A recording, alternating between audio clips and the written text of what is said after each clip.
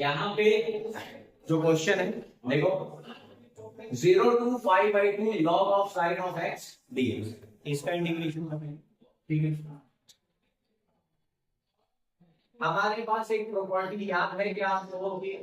एक प्रॉपर्टी है कि 0 to a f of x dx, ठीक है ना, equals to 0 to a f of a minus x dx।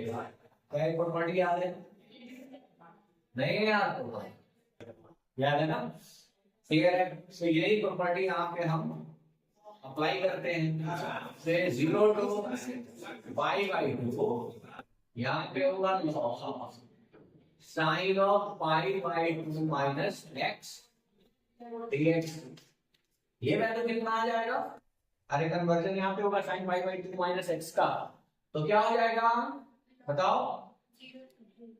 0 to π/2 log of cos of x।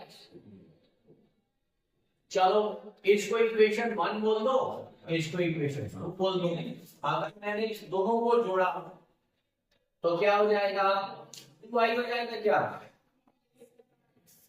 इनको i equals to हो जाएगा यहाँ पे इंटीग्रेशन 0 से π/2 log of sin of x plus log of cos of x dx। अरे दोनों का limit same है, दोनों का लिमिट क्या है? सेम है। 0 से π/2 एक ही वाला लिमिट पुट किया, दोनों को ऐड कर दो। अब यहाँ पे तुम्हें log का आइडेंटिटी पता नहीं है कि log m n अगर होता है इसका मतलब होता है log of m plus log of n होता है। इस आइडेंटिटी से हम इस दोनों को प्रोडक्ट में लिख सकते हैं ना। सो 2i का वैल्यू हो जाएगा 0 से π/2 यहाँ log of sin of x into cos of x। अब यहाँ पे एक काम कर रहे हैं हम, ध्यान से सुनो, यहाँ पे एक काम कर रहे हैं कि इसे हम 2 से मल्टीप्लाई भी कर रहे हैं और 2 से डिवाइड भी। तो यहाँ पे हमने इसको 2 से ऊपर क्या कर दिया है? मल्टीप्लाई। ठीक है, हमने इसे 2 से कर दिया है मल्टीप्लाई और 2 से कर दिया है डिवाइड। ऐसा क्यों कर रहे हैं? क्योंकि हमारे पास 2 sin theta into cos theta का वैल्यू क्या हो जाएगा? sin 2 theta. तो यहां से हमारे पास 2i का वैल्यू हो जाएगा और यहाँ पे 0 to π/2 log of sin का 2x और माइनस का हो जाएगा log of 2। ठीक है ना? dx यहाँ पे भी इंटीग्रेशन लगा दो 0 to π/2। अरे बताओ इतना बात क्लियर है क्या? कोई दिक्कत है यहाँ पे? ठीक, अब ये वैल्यू अगर आप कैलकुलेट करते हो तो 2i इक्वल्स टू 0 से π/2 log of sin of 2x minus log of 2 constant है तो कहां जाएगा? बाहर। अरे आएगा कि नहीं? log of 2 कांस्टेंट है तो कहां गया? और x का dx का डिफरेंशिएशन x और 0 से π/2 है तो इसका वैल्यू क्या हो जाएगा? π/2। इतना बात क्लियर है? क्लियर है? इतना बात क्लियर है? ठीक, अब इस वाले क्वांटिटी को, इस वाले हम क्या मान लेते हैं? अलग से I1 मान लेते हैं। क्या मान लेते हैं इसको अलग से? I1। ठीक, अब I1 का वैल्यू यहाँ पे है 0 से π/2 log of sin of 2x dx। यहाँ एज्यूम करते हैं कि t बराबर है 2x, सो dt अपॉन dx का वैल्यू कितना हो जाएगा? 2 होगा या नहीं? समझो बात को, होगा? वैल्यू पुट करते हैं तो यहां से I1 का वैल्यू हो जाएगा 0 से π/2। ठीक है, क्लियर है? और ये वाला log ऑफ साइन t और ये कितना dt by 2, dt by 2, अरे dt by 2 होगा।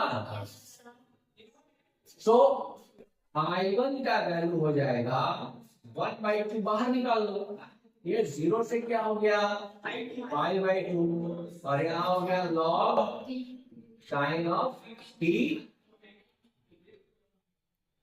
क्लियर है? क्लियर है।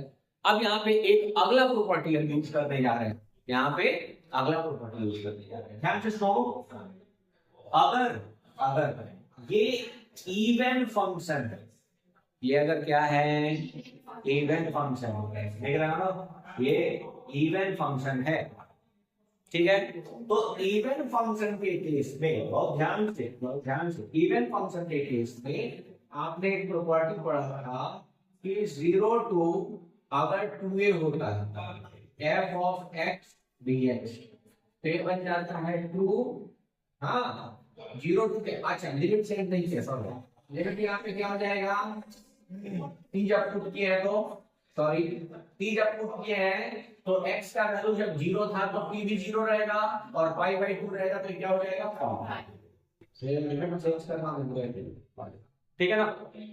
तो यहाँ पे a हो जाता है और यहाँ पे जो फंक्शन है f of x dx, क्या फंक्शन याद है 0 to 2a f of x dx, 2 times of 0 to a f of x dx हो जाता है कब, जब इवन फंक्शन हो। और साइन क्या है, इवन फंक्शन है, साइन क्या है इवन फंक्शन है। तो अगले स्टेप में देखो क्या करते हैं, यहाँ पे क्लियर है क्या, पहले लिख लो।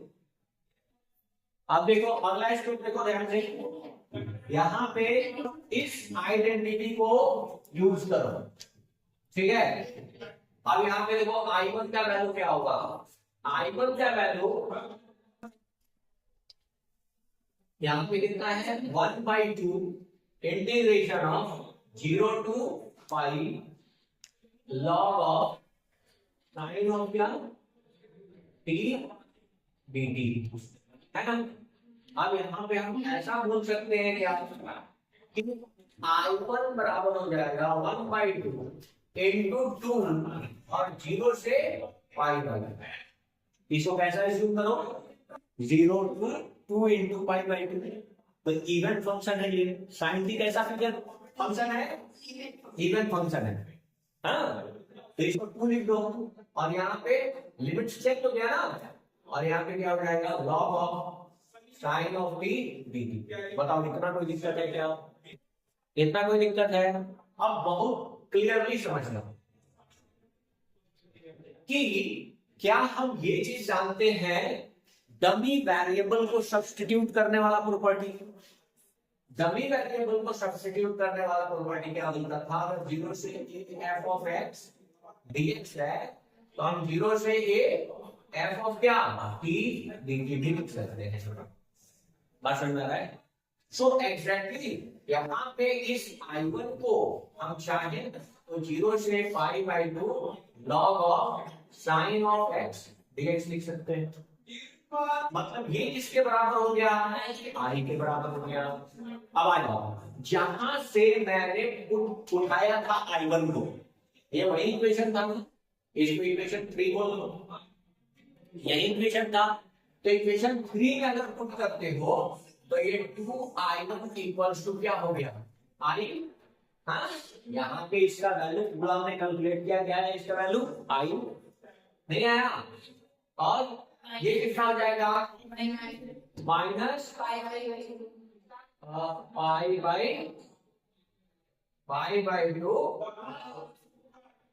log of 2। वाह, इस I को आगे इधर सब्ट्रैक्ट कर लो तो I का वैल्यू हो जाएगा माइनस का π/2 log ऑफ। ये समझ में आया क्या, क्लियर है। ये हो गया हमारे पास आंसर।